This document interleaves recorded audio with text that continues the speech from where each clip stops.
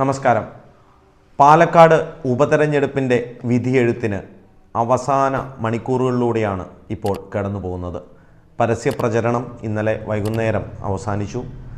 എങ്കിലും അവസാന വോട്ടുകൾ, ചാഞ്ഞു നിൽക്കുന്ന വോട്ടുകൾ കൃത്യമായി സ്വന്തം പെട്ടിയിലേക്ക് വീഴാനുള്ള അവസാന ശ്രമത്തിലാണ് മൂന്ന് മുന്നണികളും. ഇതുവരെ ഭൂമി മലയാളം കണ്ടതിൽ വച്ച് ഏറ്റവും കൂടുതൽ ടിസ്റ്റുകൾ കണ്ട ഒരു ഉപതെരഞ്ഞെടുപ്പ് കൂടിയാണ് പാലക്കാട് ഇപ്പോൾ നടക്കാൻ പോകുന്നത്. എല്ലാ മുന്നണികളിലും ട്വിസ്റ്റ് വന്നു. ആദ്യം കോൺഗ്രസിൻ്റെ സ്ഥാനാർത്ഥിയാവുവാൻ മോഹിച്ച് സ്ഥാനാർത്ഥിയാവില്ല എന്നുറപ്പിച്ചപ്പോൾ അവിടെ നിന്ന് ഒന്നും മിണ്ടാതെ ഒരു സ്റ്റെതസ്കോപ്പുമായി നമ്മുടെ ഡോക്ടർ സരിൻ ഇടതുപക്ഷ ചേരിയിലേക്ക് ചേക്കേറി. അങ്ങനെ സഖാവ് സരിനായി. അതിനോടൊപ്പം നമ്മുടെ മുരളീധരന് വച്ച സീറ്റ് രാഹുൽ മാങ്കൂട്ടം കൊണ്ടുപോയി എന്ന ട്രെൻഡ് കോൺഗ്രസ്സുകാർ തന്നെ പാലക്കാട് പ്രചരിപ്പിച്ചതും കോൺഗ്രസിനും ഒരു ക്ഷീണമായി. പിന്നെ പെട്ടി വിവാദം, വോട്ട് ചേർത്ത വിവാദം, അങ്ങനെ പല വിവാദങ്ങളും നമ്മൾ പാലക്കാട് നിന്ന് കണ്ടു. ഈ ട്വിസ്റ്റുകളൊക്കെ ഇങ്ങനെ വലിയ ട്വിസ്റ്റുകളായി നിൽക്കുമ്പോഴാണ് അതുക്കും മേലെയുള്ള ഒരു സർജിക്കൽ സ്ട്രൈക്ക് ട്വിസ്റ്റായി സന്ദീപ് വാര്യർ എന്ന മഹാസംഭവം അവതരിക്കുന്നത്.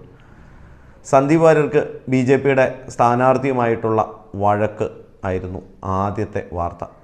ആ ഒരു വഴക്ക് മാത്രമല്ലായിരുന്നു, എങ്ങോട്ട് ചാടണം എന്നോർത്ത സന്ദീപിനെ അങ്ങനെ സർജിക്കൽ സ്ട്രൈക്ക് വഴി കോൺഗ്രസ്സുകാർ ഏറ്റെടുത്തു. ആദ്യം ഇത് കേട്ടപ്പോൾ കോൺഗ്രസ് രക്ഷപ്പെട്ടു എന്ന് കരുതുന്നവർ വരെ കോൺഗ്രസ്സിനിട്ടുള്ള 8ൻ്റെ പണിയാണ് സന്ദീപിൻ്റെ വരവ് എന്നുള്ളത് ബോധ്യമായി. അത് എങ്ങനെയാണ് എന്നുള്ളത് ഫലം വരുമ്പോൾ കൃത്യമായി മനസ്സിലാവും.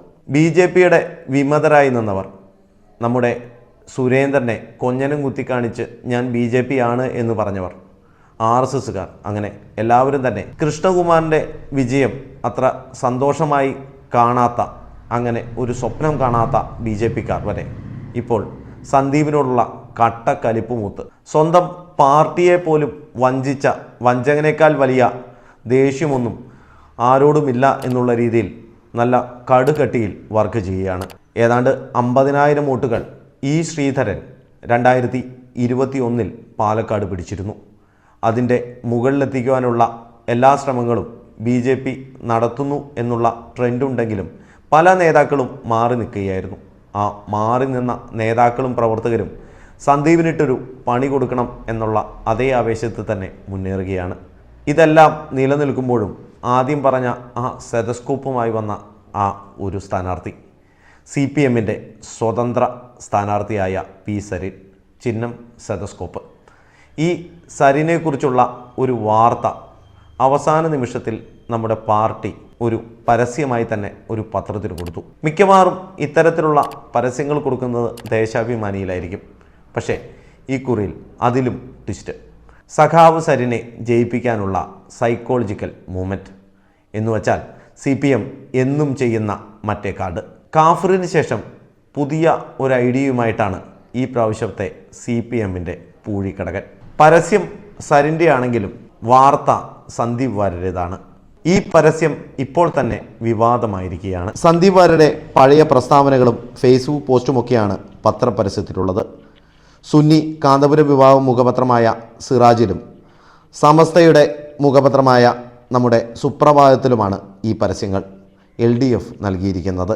ഇതേസമയം CPMൻ്റെ മുഖപത്രമായ ദേശാഭിമാനിയിൽ ഈ പരസ്യത്തിൻ്റെ എന്ത് പറയാൻ, നമ്മുടെ അമൂൽ സ്പ്രേയുടെ പരസ്യവാചകം പോലെ ദേശാഭിമാനിയിൽ ഈ പരസ്യം പൊടി പോലുമില്ല കണ്ടുപിടിക്കാൻ. കാശ്മീർ വിഷയത്തിൽ സന്ദീപിൻ്റെ പഴയ ഫേസ്ബുക്ക് പോസ്റ്റും എന്തിനു പറയാൻ, പണ്ട് RSSകാരനായിരുന്ന സന്ദീപ് വാര്യർ ഗണവേഷത്തിൽ നല്ല ചുള്ളനായി നിൽക്കുന്ന ഫോട്ടോയുമൊക്കെ ഈ പരസ്യത്തിലുണ്ട് എന്നുള്ളതാണ് കോമഡി.